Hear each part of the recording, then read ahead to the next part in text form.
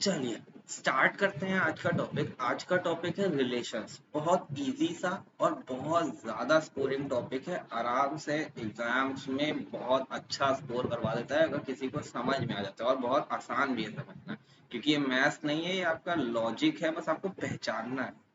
ठीक। ठीक। अकेले आज हम लोग जो इस वीडियो में कवर करने जा रहे हैं, ये वीडियो में पूरा रिलेशंस टॉपिक कवर करने जा रहे हैं। तो सबसे पहली बात, इस टॉपिक को पढ़ने से पहले एक सिंपल लैंग्वेज में पूछूं, रिलेशन क्या होता है, तो सबसे पहला भैया बहुत लोगों के दिमाग में आता है कि सर रिलेशन मेरा मेरी गर्लफ्रेंड के साथ या मेरा मेरे बॉयफ्रेंड के साथ जो चीज है, जो चक्कर चल रहा है, उसी को रिलेशन कहते हैं। मैंने कहा भाई बिल्कुल सही बात कह रहे हो यार, कोई गलत बात नहीं है। रिलेशन रिलेशन यही होता ही है सिंपल टर्म्स। रिलेशन क्या होता है? रिलेशन होता है एक तरह का कनेक्शन, एक तरह का कनेक्शन किसी भी दो ऑब्जेक्ट्स या दो इंसानों के बीच। तो किसी ने पूछा सर क्या ये पढ़ना है हमको एग्जाम के लिए कि हमारे गर्लफ्रेंड बॉयफ्रेंड के बीच में चक्कर कैसे चलता है, तो मैंने कहा नहीं यार ये नहीं पढ़ना है। मैथमेटिकल टर्म्स में रिलेशन का सिंपल सा मतलब होता है। ठीक। मैथमेटिकल टर्म में रिलेशन होता है कि ये किसी भी दो नंबर्स या दो ऑब्जेक्ट्स के बीच का रिलेशन बताता है कि ये इससे रिलेटेड है तो वो उससे रिलेटेड क्या होगा, कि वो दोनों ऑब्जेक्ट्स कैसे रिलेटेड है। ठीक। एक मैंने सिंपल सीधे शब्दों में बताया कि रिलेशंस क्या बताता है, किसी भी दो ऑब्जेक्ट्स या किसी भी दो नंबर्स के बीच का रिलेशन। ठीक। अब यहाँ पे वो आप हमारा गर्लफ्रेंड बॉयफ्रेंड वाला रिलेशन नहीं चलेगा। ठीक। एक सिंपल शब्दों में देखो रिलेशन क्या होता है। रिलेशन क्या होता है, मैंने पूछा व्हाट इज रिलेशन, तो relation it is a connection between any two persons और ऑब्जेक्ट्स। ठीक। Example like blood relation. इसका बेस्ट एग्जाम्पल क्या हो गया? Blood relation. ये तो हो गया नॉर्मल लैंग्वेज में, ये तो हो गया इंग्लिश लैंग्वेज में। पर मैथ्स में क्या होता है? मैथ्स में क्या डिफाइन किया गया? According to relation, two objects or quantities are related if there is recognizable connection or link between the two objects or quantities। ठीक। एक रिलेशन क्या होता है? एक रिलेशन दो ऑब्जेक्ट्स का क्या होता है? एक रिलेशन तब दो ऑब्जेक्ट्स का एस्टैब्लिश होता है जब कोई कनेक्शन या कोई लिंक होता है दो ऑब्जेक्ट्स के बीच में। किसी ने बोला सर मेरे को बहुत कम समझ में आया और अच्छे समझ में आया, तो मैंने कहा चलो एक एग्जांपल ले लेते हैं। मैं एग्जांपल के तौर पे क्या ले लेता हूँ, let Z be a set of student of class 12th commerce. ठीक। मैंने क्या बोला कि मेरे एक स्कूल है, वहां पे कुछ स्टूडेंट पढ़ते हैं, तो क्लास ट्वेल्थ कॉमर्स में कुछ स्टूडेंट्स हैं, उनका एक सेट ले लिया, उस सेट को नाम दिया जेड। ठीक। और सपोज कर लो एक वाई सेट मैंने ले लिया क्लास 12th साइंस का, सेम स्कूल का। एक एक मैंने क्लास 12th का ले लिया कॉमर्स का, एक क्लास 12th साइंस का ले लिया। भैया अब आर्ट्स वाले गुस्सा मत हो जाना कि सर आर्ट्स वाले कहाँ करते हैं। अरे नहीं, वो एक एग्जाम्पल है। 12th कॉमर्स ले लिया, 12th साइंस ले लिया। तो अब बताओ, तो बताओ कौन कौन से रिलेशन हम लोग स्टैब्लिश कर सकते हैं। पहला पहला रिलेशन हम लोग स्टैब्लिश कर सकते हैं एक्स और वाई में। लिखते कैसे हैं कि यहाँ पे दो दो लोग होंगे, एक एक एक उठाया मैंने 12th कॉमर्स से, एक उठाया 12th साइंस से। तो ए हो गया मेरा किससे? कॉमर्स से। बी हो गया साइंस से। तो A comma B, curly bracket में ए कॉमा बी, ये साइन होता है बिलोंग्स टू का, ये साइन होता है बिलोंग्स टू का। Let A comma B belongs to Z cross Y. ये जेड क्रॉस वाई का मतलब क्या है? ए जेड में आ रहा है, बी वाई से आ रहा है। ठीक।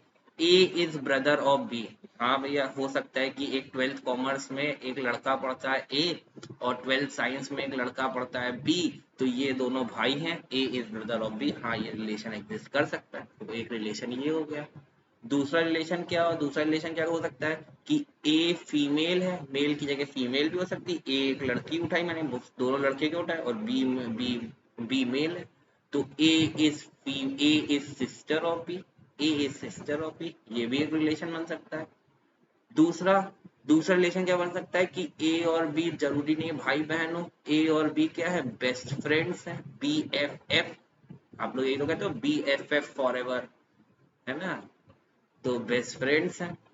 ये भी हो सकता है कि ए और बी बिल्कुल सेम एज के हैं, ये भी 21 का है, ये भी 21 का है। 12th वाले 21 साल के नहीं होते हैं, 12th वाले 17 साल, 17 साल।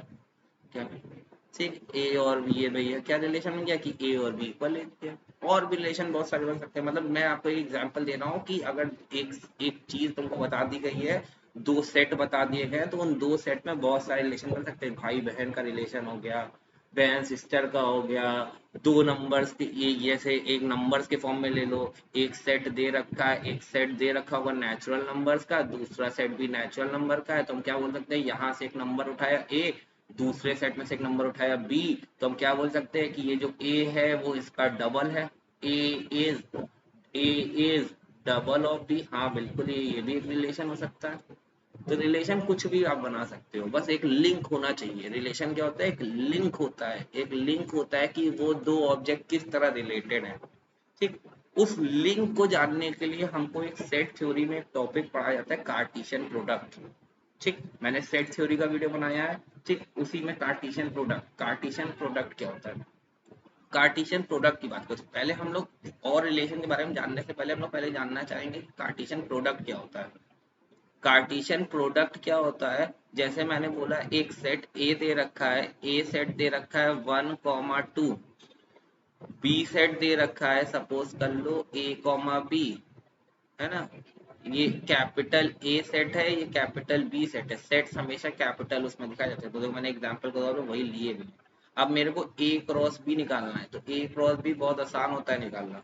ठीक, ए क्रॉस बी क्या बन सकता है, 1, A, 1, B, 2, A, 2, B। बस मेरे को पेयरिंग करनी होगी, यही मेरा कार्टेशियन प्रोडक्ट आ गया। कार्टेशियन प्रोडक्ट क्या होता है, कार्टेशियन प्रोडक्ट मेरे पेयर्स बनाने पड़ते हैं ए क्रॉस बी के। यहाँ पे ए क्रॉस बी बनाते टाइम बस ये याद रखना कि ए सेट अगर पहले है तो ए सेट के ही पहले एलिमेंट लिखे जाएंगे पेयरिंग में, फिर बी के आएंगे। अगर यहीं पे बी क्रॉस ए पूछता तो बी क्रॉस ए क्या बनता, A, 1, ठीक, A, 2, B, 1, B, 2, ठीक, और दो सब कर्ली ब्रैकेट में आते हैं। यहाँ पे ये जो 1, A, 1, B, 2, A, 2, B या A, 1, ये सब क्या है, ये सब है मेरे ऑर्डर्ड पेयर्स। इनको क्या कहते हैं, ऑर्डर्ड पेयर्स। ठीक, ordered pairs.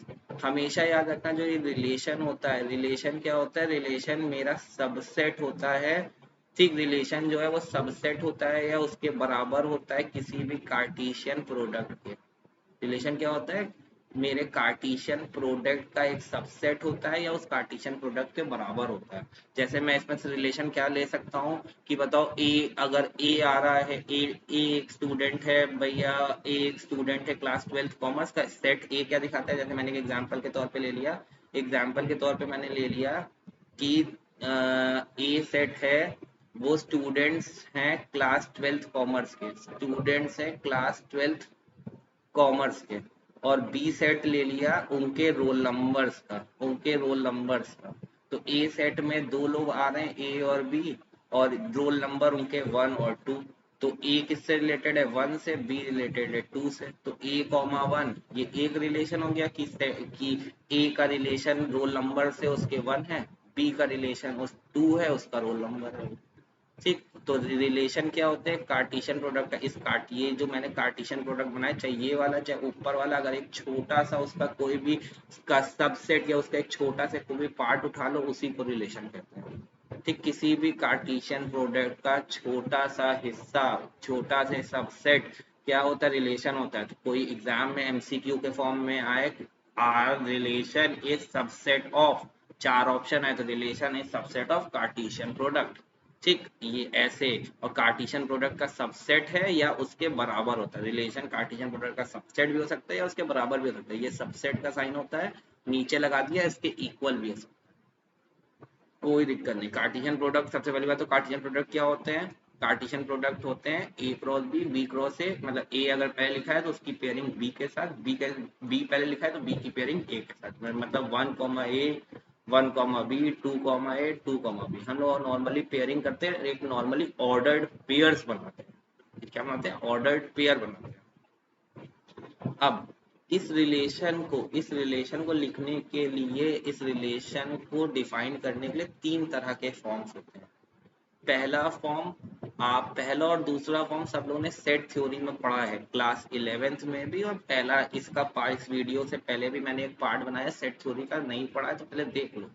Set builder form क्या होता है? सेट बिल्डर फॉर्म को हम लोग स्टेटमेंट फॉर्म भी बोलते हैं, स्टेटमेंट फॉर्म भी बोलते हैं।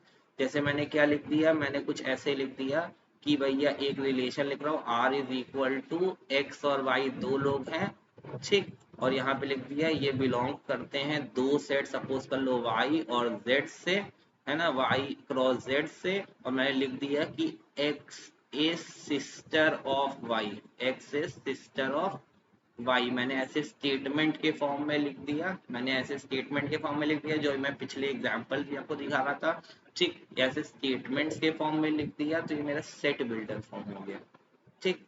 फिर उसके बाद रोस्टर फॉर्म क्या होता है? रोस्टर फॉर्म में मैंने क्या बोल दिया, मैंने डायरेक्ट लिख दिया, जैसे मैंने रिलेशन बोल दिया कि ए का रिलेशन 1 के साथ, ए का रिलेशन 2 के साथ, बी का रिलेशन 1 के साथ, बी का रिलेशन 2 के साथ, ऐसे मैंने भैया लिख दिया, तो ये भी एक मेरा रिलेशन हो गया, ठीक, ये भी मेरा रिलेशन शो कर रहा है। लेकिन इस तरह के रिलेशन को इसमें डायरेक्ट लिख देते हैं पेयर्स बना के, उसको कहते हैं रोस्टर फॉर्म।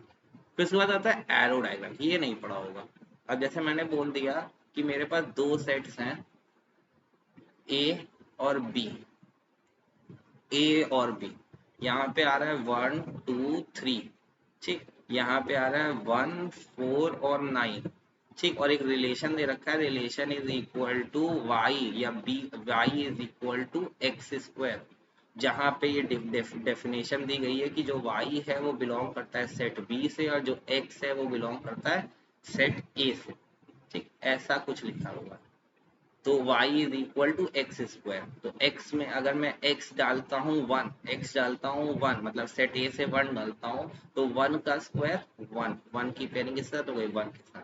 फिर मैं 2 डालता हूँ तो 2 का स्क्वायर कितना आ जाएगा? 4, तो 2 की पेयरिंग 4 के साथ। 3 डालूंगा तो 3 की पेयरिंग 9। तो ऐसे जो मैंने रिलेशन दिखा दिए आपको एरो से, ठीक, एक एलिप्स बना के, एक मैंने बहुत सारे उनको एक एरो डायग्राम के फॉर्म में दिखा दिया, तो ये एरो डायग्राम रिप्रेजेंटेशन हो गया, ठीक। तो तीन तरह के रिलेशन के रिप्रेजेंटेशन हुआ है, set builder form, roster form, arrow diagram, ठीक। रिलेशन क्या होता है? कार्टेशियन प्रोडक्ट का रिवीजन किया क्विक। फिर उसके बाद रिलेशन को किस तरह डिफाइन किया जाता है, कौन कौन से तरीके हैं, set builder form, roster form और एरो डायग्राम। अब बात करते हैं कितने तरह के रिलेशन होते हैं। सबसे ज्यादा क्वेश्चन अभी तक जो पिछला पढ़ा वो तो एक समझो वार्म अप था। अब जो क्वेश्चंस आते हैं वो यही से आते हैं, चाहे आप 12th का पेपर देने जाओ, चाहे आप कोई भी कॉम्पिटिटिव एग्जाम को बैठो जहाँ पे रिलेशन पूछा जाता है, वहां सब में क्वेश्चन यही आते हैं, यहीं से एमसीक्यू टिक होते हैं, ठीक। सबसे पहला रिलेशन आता है रिफ्लेक्सिव रिलेशन। बहुत आसान शब्दों से बताता हूँ, रिफ्लेक्सिव एक वर्ड है, जो वर्ड निकला हुआ है, एक वर्ड जो निकला हुआ है रिफ्लेक्शन। नीचे क्या लिखा हुआ है उसको रीड मत करो, पहले मेरे को ध्यान से सुनो, ठीक। रिफ्लेक्सिव क्या लिखा हुआ? रिफ्लेक्सिव एक वर्ड है जो निकला हुआ है रिफ्लेक्शन से, ठीक। जैसे मैंने क्या बोला, अगर ये तुम खड़े हो, तुम ये हो, ठीक, तुम ये यहाँ पे मिरर रखा हुआ है, ये मिरर है, क्या है? मिरर।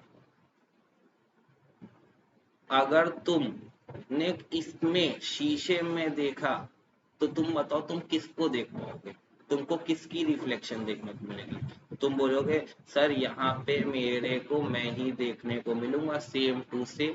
अगर यहाँ पे ए खड़ा है तो मिरर के अंदर भी मेरे को ए ही देखने को मिलेगा, मिरर के अंदर भी मेरे को ए ही देखने को मिलेगा। तो रिफ्लेक्सिव रिलेशन भी ऐसे रिलेशन होता है। अगर मैंने ए डाला, किसी भी रिलेशन में, तुम और मेरे को ए ही मिल गया, मेरे को ए ही आंसर के तौर पर मिल गया, उस तरह के रिलेशन को रिफ्लेक्सिव रिलेशन, ठीक। जैसे मैंने बोला एक सेट दे रखा है 1 2 3, है ना, और मेरे को रिलेशन दे रखा है आर इज इक्वल टू 1,1 2,2 3,3 1,2 2,1 1,3, और सपोज कर लो एक और दे देते हैं 2,3, ठीक। तो तुम क्या देख सकते हो कि मेरे सेट में कितने एलिमेंट है? 1, ठीक। अगर मैंने 1 डाला वन डाला, एक पेयर में मैंने वन डाला और मेरे को मिल भी क्या रहा है, वन। मैंने टू डाला तो टू डाला, टू मिल रहा है। थ्री डाला, थ्री मिल रहा है। सारे एलिमेंट, ऑल द एलिमेंट, ठीक, ऑल द एलिमेंट्स अपने साथ खुद की भी पेयरिंग कर रहे हैं। वन डालने पे वन भी मिल रहा है, टू डालने पे टू भी मिल रहा है, थ्री डालने पे थ्री भी मिल रहा है। उस तरह के रिलेशन को रिफ्लेक्सिव कहते हैं। बस यहाँ पे याद रखना, जितने एलिमेंट सेट्स में होते हैं, जैसे तीन एलिमेंट है, वन टू थ्री, तो तीनों की पेयरिंग खुद के साथ होनी चाहिए, तीनों की पेयरिंग खुद के साथ होनी चाहिए। पॉइंट हाईलाइट कर लो, कंपलसरी है। लिखा है every element of set A should be compulsorily present to form a relation. सारे सारे एलिमेंट भैया कंपलसरी होने चाहिए रिलेशन। अगर एक भी, अगर यहाँ पे सपोज कर ले एक एलिमेंट और होता फोर, एक एलिमेंट और होता फोर, लेकिन यहाँ पे फोर से कोई रिलेशन नहीं, ऐसा 4,4 नहीं दिया हुआ है, तो ये रिफ्लेक्सिव नहीं होगा, ये रिफ्लेक्सिव नहीं होगा। सारे एलिमेंट, सारे ऑब्जेक्ट कंपलसरी हैं, सारे ऑब्जेक्ट कंपलसरी हैं एक रिलेशन को फॉर्म करने के लिए, एक रिफ्लेक्सिव रिलेशन को बताने के लिए। तो रिफ्लेक्सिव रिलेशन क्या होता है, जब मैंने ए डाला और मेरे को ए मिल गया, जब ए का रिलेशन ए के साथ मिल जाता है, उस तरह को हम लोग क्या कहते हैं, रिफ्लेक्सिव रिलेशन। रिफ्लेक्सिव को कैसे याद रखता है, रिफ्लेक्शन से। ए डाला, ए दिख रहा है, रिफ्लेक्सिव। ठीक, अब आते हैं दूसरे टाइप ऑफ रिलेशन, इसको कहते हैं सिमेट्रिक। इसको कहते हैं सिमेट्रिक। सिमेट्रिक रिलेशन क्या होता है, सिमेट्रिक रिलेशन होता है कि मैंने अगर ए डाला और मेरे को बी मिल गया, और अगर मैंने बी डाला और मेरे को ए मिल गया, तो उस तरह के रिलेशन को सिमेट्रिक कहते हैं। सिमेट्री वर्ड निकला हुआ है सिमेट्री से। अगर इधर से सिमेट्री मतलब होता है जो चीज इधर से सेम दिख रही है वो चीज इधर से भी सेम दिख रही है। अगर मैंने ए डाला, बी मिला, तो बी डालने पे भी ए मिलना चाहिए। अगर ए बी के इक्वल है तो बी ए के भी इक्वल आनी चाहिए, तभी वो चीज सिमेट्रिक कहलाती है, वो चीज सिमेट्री होती है।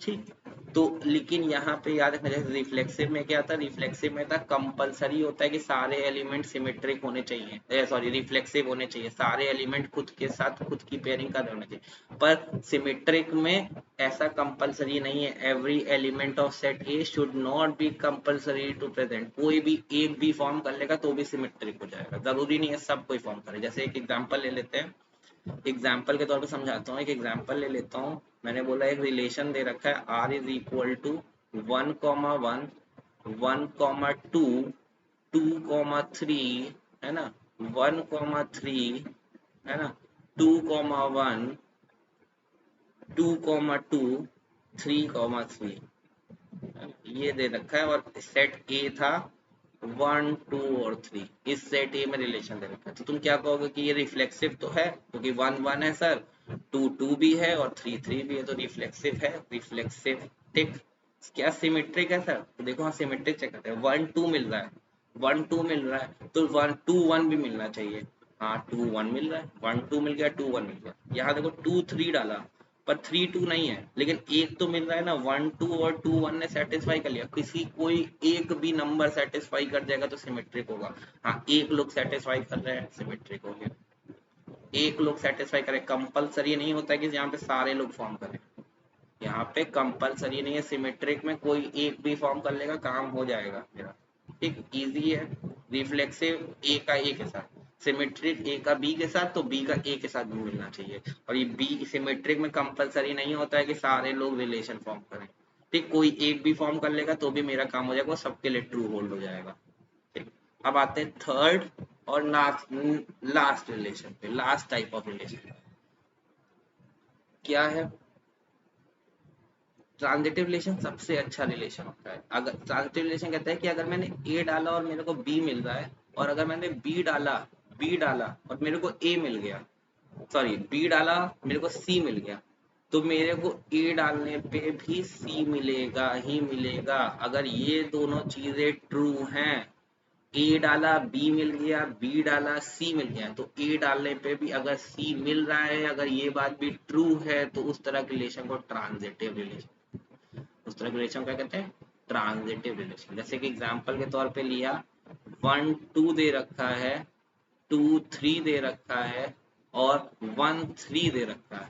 ठीक, और दे रखा है 2, दे रखा है 2 1 1 2 1 1 2 2 और 3 3, ये दे रखा है एक रिलेशन में। तो तुम क्या कह सकते हो कि हाँ यहाँ पे 1 2 डाला मैंने, 2 3 भी है और 1 3 भी है। मैंने 1 2 डाला, जब मैंने 1 डाला 2 मिल गया, जब मैंने 2 डाला तो 3 मिल गया, और जब मैंने 1 डाला तो मेरे को 3 भी मिल रहा है। तो उस तरह के रिलेशन को क्या कहते हैं? ट्रांजिटिव रिलेशन कहते हैं। जब मेरे को A1 A2 का रिलेशन मिल जाए, A2 A3 का मिल जाए और A1 A3 का भी मिल जाए, उस तरह के रिलेशन को ट्रांजिटिव रिलेशन कहते हैं। ठीक, ये इजी है, लेकिन ट्रांजिटिव रिलेशन में एक एक्सेप्शन आता है। अगर मेरे को ए का रिलेशन बी के साथ दे रखा है, ये मेरे को ट्रू मालूम चल रहा है, ये मेरे क्वेश्चन में ट्रू मालूम चल रहा है। ठीक, और मेरे को यहाँ पे ये भी दिख रहा है कि ए जो है वो सी से भी रिलेटेड है, ये भी ट्रू है। पर बीच में इसके बारे में, मतलब बी और सी के रिलेशन के बारे में कोई डेफिनेट कंक्लूजन नहीं है। कोई डेफिनेट कोई डेफिनेट कंक्लूजन कोई डेफिनेट कंक्लूजन नहीं है, तो भी हम लोग क्या कह देंगे कि वो ट्रांजिटिव है। क्योंकि ये दोनों सेटिस्फाई हो रहे हैं, तो भी हम लोग क्या कह देंगे कि वो ट्रांजिटिव है। एक डेफिनेट कंक्लूजन नहीं मिल पा रहा है, हम लोग एक डेफिनेट कंक्लूजन पे नहीं पहुंच पा रहे हैं। ठीक, तो हम क्या कह देते हैं कि वो भैया क्या कह देंगे कि वो ट्रांजिटिव है। कैसे ट्रांजिटिव है? उस तरह के ट्रांजिटिविटी को कहते हैं लॉ ऑफ ट्रांजिटिविटी। क्यों ट्रांजिटिव है? Due to law of transitivity, due to law of transitivity. एक एग्जांपल से समझते हैं, देखो मैंने एक क्वेश्चन लिख भी रखा है, पहले इसको थोड़ा सा इरेज कर देता हूँ, ज्यादा समझ में आएगा कि लॉ ऑफ ट्रांजिटिविटी है क्या। लॉ ऑफ ट्रांजिटिविटी है क्या, देखिए मैंने कहा सपोज कर लो क्वेश्चन दे रखा है X is wife of Y. X क्या है? वाइफ है वाई की। किसकी वाइफ है? वाई की। मतलब एक्स फीमेल है, वाई मेल है। X is female and x is wife of. X female है और इसकी क्या है? वाइफ है, मतलब एक्स और वाई रिलेटेड है। फिर क्या दे रखा है? Y is wife of Z. Y is wife of Z. अब यहाँ पे क्या दे रखा है? ये वाई फीमेल हो गई, जेड मेल हो गया, जेड मेल हो गया। अब तुमको बताना है कि ये ट्रांजिटिव है या नहीं। अब देखो ये चीज तो ट्रू है, पर अब देखो यहाँ पे अगर वाई मेल है, अगर तुम यहाँ पे देख पा रहे होगे, कि पहले के साथ से वाई मेल है, दूसरे के साथ से वाई फीमेल है।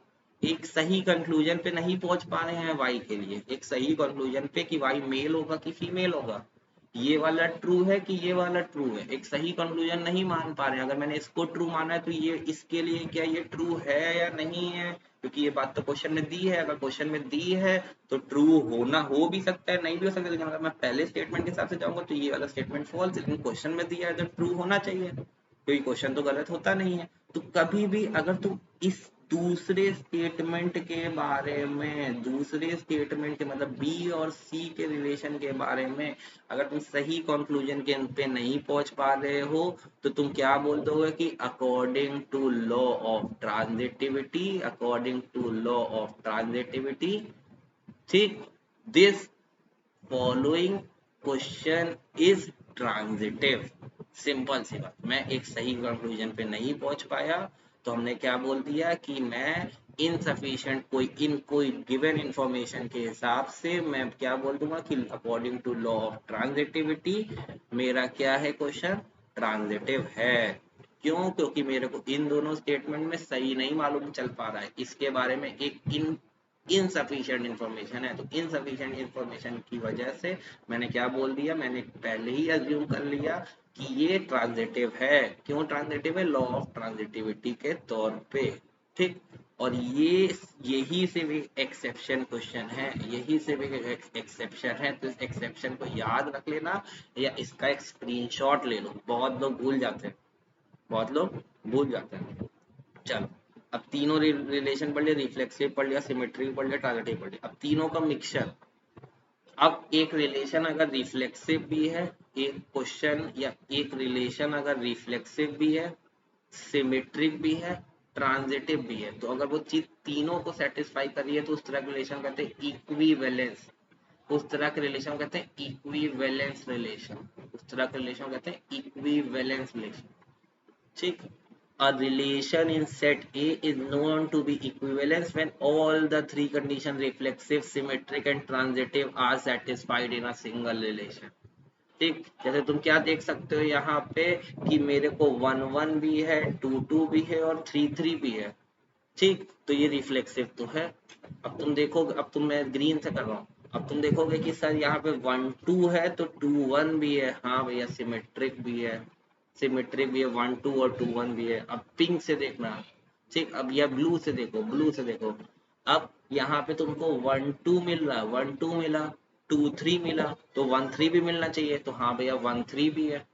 तो भैया ये ट्रांजिटिव भी है। 1 2 है, 2 3 है और 1 3 भी है। ये तो ट्रांजिटिव कहता है, तो ट्रांजिटिव भी है।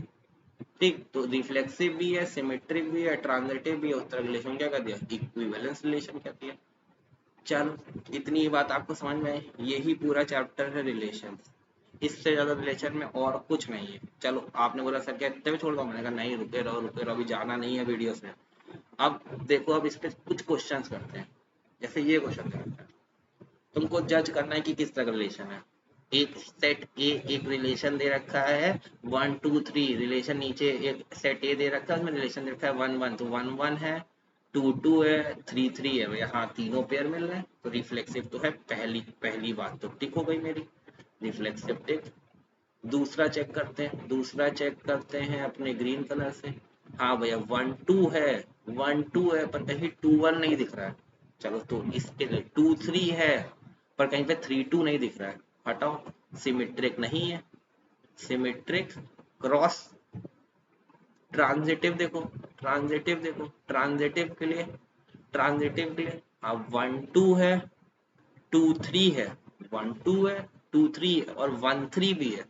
क्या बात, तो ट्रांजिटिव तो है, ट्रांजिटिव है। तो क्या क्या है, this question is reflexive and transitive, and transitive but not symmetric, but not symmetric. इसका क्वेश्चन हो गया। अब चलो दूसरा देखते हैं, कम समझ में आया यहाँ से, दूसरा करके देखते हैं। चलो, दूसरा क्या है, given relation R is equal to 1 1 2 2 3 3 1 2, which type of relation is it। अब तुम देखो, 1 1 है, 1 1 है, 2 2 है, 3 3 है। ठीक। 1 1 है, 2 2 है, 3 3 है, तो रिफ्लेक्सिव तो है, रिफ्लेक्सिव तो है, रिफ्लेक्सिव टिक। सिमेट्रिक चेक करते हैं, सिमेट्रिक चेक करते हैं। भाई सिमेट्रिक के लिए 1, भैया 1 2 है पर 2 1 नहीं है, तो सिमेट्रिक तो नहीं। 1 2 है तो सिमेट्रिक तो नहीं। ट्रांजिटिव चेक करते हैं, 1 2 है, मेरे पास 1 2 है, मेरे पास 1 2 है ना, मेरे पास 1 2 है।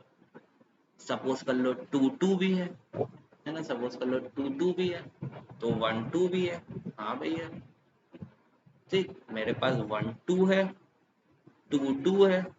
ठीक। लेकिन या मेरे पास 1 2 है, 2 2 है, 1 2 है, तो ये ट्रांजिटिव भी है, ये ट्रांजिटिव भी है। मेरे पास 1 2, देखो मेरे पास, मैं क्या, किसी को कम समझ में आ रहा है तो ये देखो, मेरे पास 1 2 है, 2 2 है, 1 2 और 2 2 है, तो मेरे को क्या मिलना चाहिए, 1 2 भी मिलना चाहिए, 1 2 मिलना चाहिए। हाँ मिल रहा है, इसी में मिल रहा है। मैंने 1 2 डाला, फिर मैंने जब 2 डाला तो मेरे को 2 के साथ पेयरिंग मिल गई। तो जब मैंने 1 डालूंगा तो वापस से 2 मिलना चाहिए। हाँ मिला, देखो इसी वाले मिला, तो ट्रांजिटिव तो है, ट्रांजिटिव भी है, तो ट्रांजिटिव तो है, हाँ ट्रांजिटिव है। सिमेट्रिक नहीं है, बस सिमेट्रिक नहीं, क्योंकि 1 2 है लेकिन 2 1 नहीं है, सिमेट्रिक नहीं है, ट्रांजिटिव है। ट्रांजिटिव कैसे, 1 2 है, 2 2 है। देखो मेरी मेरी पेयरिंग 1 का रिलेशन 2 के साथ है। ठीक है, मेरा 1 का रिलेशन, मेरा 1 का रिलेशन 2 के साथ है, 1 का रिलेशन 2 के साथ है, 2 का रिलेशन 2 के साथ है। तो वापस से क्या होना चाहिए कि ये और ये भी रिलेटेड होना चाहिए। तो 1 1 रिलेटेड टू 2 है, ये मेरे को पहले वाले में मिल रहा था, पहले वाले से मिल रहा था। तो हाँ ये ट्रांजिटिव है, पूरी लॉ पूरा ट्रांजिटिव है, पूरा ट्रांजिटिव है, कोई दिक्कत नहीं। चलो एक और क्वेश्चन करते हैं। अभी तक ये दोनों कम समझ में। अब ये देखो, ये क्वेश्चन आया हुआ क्वेश्चन है, बिल्कुल ऐसे ही। एक गिवन है रिलेशन आर, एक रिलेशन गिवन है आर, जिसमें तुमको कुछ रिलेशन गिवन है। तो चलो चेक करते हैं कौन कौन सा है भैया। 1 1 है, 2 2 है और 3 3 है, तो रिफ्लेक्सिव तो है। तो कौन कौन सा ऑप्शन में टिक कर सकता हूँ? R is reflexive, R is reflexive, R is symmetric but not reflexive. तो ये वाला ऑप्शन काट ही दो, ये वाला तो मेरा आंसर ही नहीं हो सकता है, मैं पहले ही इसको काट देता हूँ। कि रिफ्लेक्सिव तो है, देखने में मिल रहा है। मैंने एक ऑप्शन तो काट दिया, मेरे को देखने को कितने बचे? 3।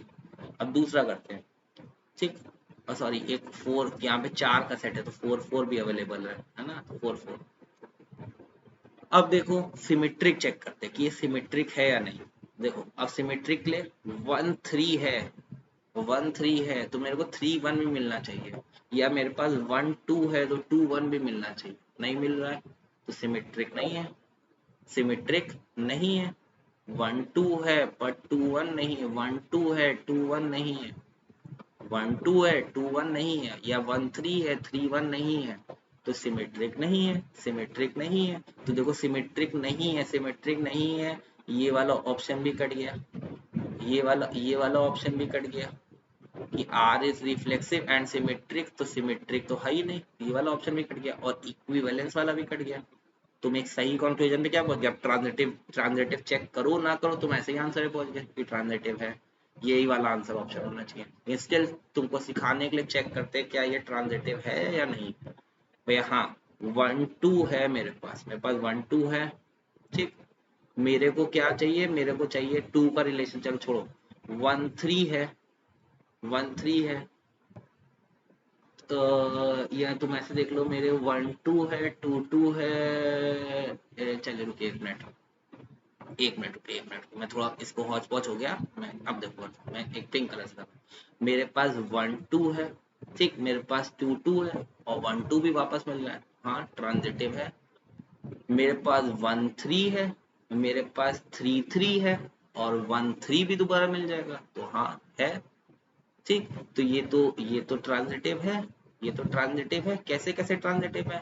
मैंने 1 2 डाला, मैंने 2 2 डाला तो मेरे को 1 2 मिल रहा है, हाँ मिल रहा है।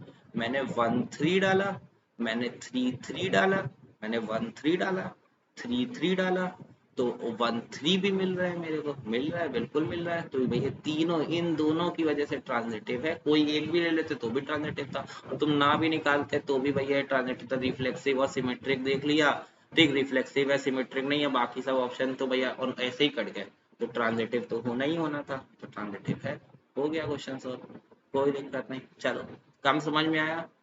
ठीक, उम्मीद करता हूँ कम समझ, अगर अभी भी कम समझ में आया तो एक बार वीडियो को रिवाइंड कर लो, ठीक।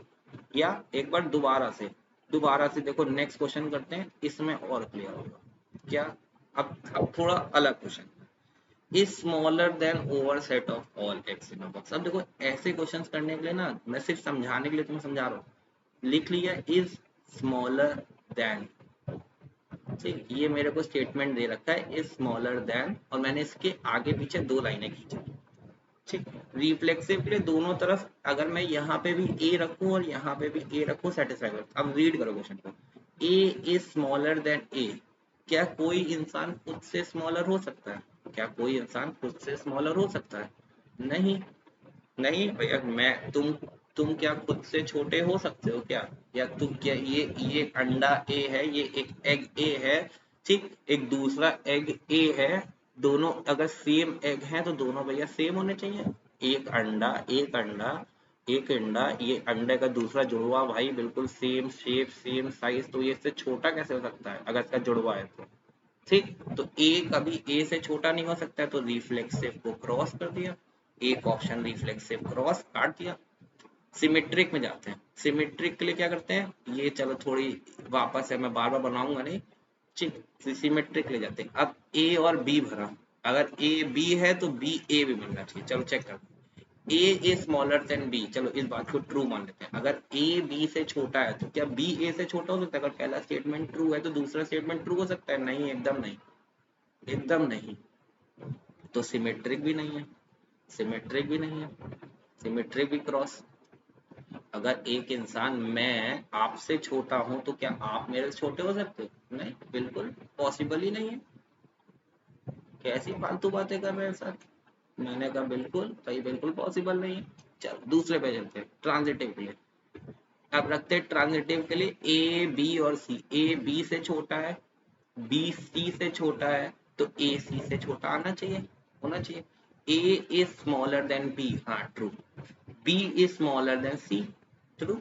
ए बी से छोटा है, बी सी से छोटा है, तो ए सबसे छोटा होगा, ए सबसे छोटा होगा तो ए सी से भी छोटा होगा, हाँ ट्रू। ये वाली कंडीशन सेटिस्फाई हो रही है तो ट्रांजिटिव है। और तुमने भैया जब तुमने रिफ्लेक्सिव सिमेट्रिक काट दिया था तो इक्विवेलेंस भी कट जाता, तो एक ही ऑप्शन होता है ट्रांजिटिव, तो होना ही होना था, तो ट्रांजिटिव तो है ही है, ट्रांजिटिव तो है ही है, हो गया इजी से, कोई दिक्कत नहीं। मेरे को तो नहीं लगता है कि इस क्वेश्चन में किसी को दिक्कत आई होगी, ये तो सबसे आसान क्वेश्चन था अभी तक जितने की है। चलो एक लास्ट क्वेश्चन करते हैं। इसमें क्या is perpendicular to over the set of straight line, बिल्कुल वैसे ही लिखेंगे, ठीक। अब तो देखो एक लाइन ए है, दूसरी लाइन भी ए है, क्या कोई लाइन खुद के परपेंडिकुलर हो सकती है? एक ये लाइन ए है, क्या ये लाइन खुद अगर दूसरी लाइन भी इसी को हूबहू दिखती है तो क्या इसके परपेंडिकुलर हो सकती है? बिल्कुल नहीं हो सकती है, परपेंडिकुलर तो नहीं हो सकती, हाँ पैरेलल हो सकती है, ओवरलैपिंग हो सकती है, लेकिन परपेंडिकुलर तो नहीं हो सकती है। तो रिफ्लेक्सिव कट गया, रिफ्लेक्सिव को काट दीजिए, जब रिफ्लेक्सिव कट गया तो इक्विवेलेंस भी कट गया, सिमेट्रिक आंसर है तो ट्रांजिटिव आंसर। चलो एक लाइन है ए, ठीक, एक लाइन है ए, एक दूसरी लाइन है बी, ठीक, मैंने एक लाइन बोला ए, एक दूसरी लाइन बोला बी, ये ए ये बी, बी ए लाइन बी के परपेंडिकुलर है, ए लाइन बी के परपेंडिकुलर है, हाँ ए इज परपेंडिकुलर टू बी, तो क्या बी ए के परपेंडिकुलर है? क्या बी ए के परपेंडिकुलर है? हाँ भैया बी ए के परपेंडिकुलर। थोड़ा से डायग्राम को ऐसे कर लो, बी ऊपर कर दो, ए नीचे कर दो, थोड़ा से मैं अपना इस पन्ने को घुमा नहीं सकता हूँ वरना आपको घुमा के दिखाता, तो बी, लेकिन आप देख सकते हो कि ये वाली लाइन इसके परपेंडिकुलर है, ये देखो ऐसे परपेंडिकुलर है, तो हाँ सिमेट्रिक तो है, ए बी से रिलेशन है, बी का ए से रिलेशन है, तो सिमेट्रिक तो है, सिमेट्रिक तो है। अब क्या ट्रांजिटिव, क्या बोथ का ऑप्शन ठीक हो सकता है? चलो चेक करते हैं, वैसे पॉसिबल तो है नहीं क्योंकि बोथ का ऑप्शन दिया नहीं है, लेकिन स्टिल चलो चेक करते हैं। मेरी ट्रांजिटिविटी कंडीशन तो सेटिस्फाई हो रही है, चलो लेकिन दूसरा चेक करते हैं। अब देखो मैंने मैंने तीन लाइनें ड्रॉ कर ली, एक लाइन ए है, ये बी लाइन, ये सी लाइन, ये ए ये बी ये C, A is perpendicular to B, A is perpendicular to C line, ऐसे ड्रॉ करो, ये सी हटा दो। अभी पहली पहली कंडीशन क्या है? A is perpendicular to B, हाँ भैया है। B is perpendicular to C, B जो है वो सी के परपेंडिकुलर नहीं चाहिए, तो मैंने बोला सी, ये सपोज कर लो सी लाइन है, B is perpendicular to C, yes B is perpendicular to C. पर अब देखो तुम यहाँ से क्या ए सी के परपेंडिकुलर? एकदम नहीं, ए सी के पैरेलल है, तो ए इज परपेंडिकुलर टू सी, ये वाली कंडीशन डिससेटिस्फाई हो रही है, तो ट्रांजिटिव तो नहीं है, ट्रांजिटिव तो नहीं है। ये देखो मैंने डायग्राम से एक्सप्लेन कर दिया, एग्जाम में ऐसे डायग्राम बना के एक्सप्लेन कर दूंगा, अगर लिखने वाला पेपर है आपके 12th का, ठीक लिखने वाले, वैसे तो एमसीक्यू में आएगा, पर अगर स्टिल लिखने को आए तो आप ऐसे डायग्राम बना के प्रूफ कर भी सकते हो, दिखा सकते हो, बिल्कुल आपको नंबर मिलेंगे, कोई दिक्कत नहीं। मैं उम्मीद करता हूँ रिलेशन चैप्टर 70 टू 100% क्लियर है, अगर 70 से 90% के बीच में है तो एक बार वीडियो को फिर से रिवाइड करके देखो, ठीक। अभी मैं आपके लिए क्या कर रहा हूँ, कुछ क्वेश्चंस भैया आपको जो आज मैंने अभी पढ़ाया है उसकी कुछ नीचे डिस्क्रिप्शन बॉक्स में ड्राइव की लिंक दे रहा हूँ, आपको उन क्वेश्चंस को प्रैक्टिस करना है, उन क्वेश्चंस को आपको बैठ के प्रैक्टिस करना है। नेक्स्ट वीडियो में हम लोग फंक्शंस पढ़ेंगे, लेकिन फंक्शंस पढ़ने से पहले 4 से 5 क्वेश्चन जो होमवर्क दे रहा हूँ उस पर डाउट डिस्कस करेंगे पहले, जो आपको ड्राइव में लिंक्स दी, देखूंगा कि किन किन ने सही किया है, ठीक है। तो नेक्स्ट वीडियो में आपको जो अभी ड्राइव आएगी इस वीडियो में उस वो लिंक से पहले आपको क्वेश्चन सॉल्व करना है, फिर आपको इसका फंक्शंस वाला वीडियो देखना है जिसमें मैं आपसे 2 से 3 क्वेश्चन जो आपको होमवर्क में जो ड्राइव में दिए हैं वो देखना है। और आपको अगर इस वीडियो कम समझ में आया है तो मेरा नंबर है, आप मुझे पूछ सकते हो आपको क्या बात कम समझ में आई है, या आप नीचे कमेंट बॉक्स में भी लिख सकते हो, ठीक। अगर आपको क्लियर है तो भैया वीडियो को लाइक करिए, चैनल को सब्सक्राइब करिए, वीडियो पसंद आया हो तो भैया लाइक जरूर करना, बिना लाइक किए मत जाना, ठीक। अगर थोड़ा कम क्लियर है तो एक बार वीडियो को दोबारा देखो, लेकिन पक्का समझ में आ जाएगा, और बहुत इजी सा टॉपिक है, ठीक। बाकी कोई डाउट हो तो कमेंट में लिखिए, मैं आपका डाउट पक्का सॉल्व करके दूंगा, ठीक। चलिए मिलते हैं आपसे नेक्स्ट वीडियो में, तब तक के लिए शुभ रात्रि, सुप्रभात, गुड आफ्टरनून, गुड नाइट, कुछ भी जो आपको जिस टाइम ये आप वीडियो देख, चलिए टाटा बाय बाय।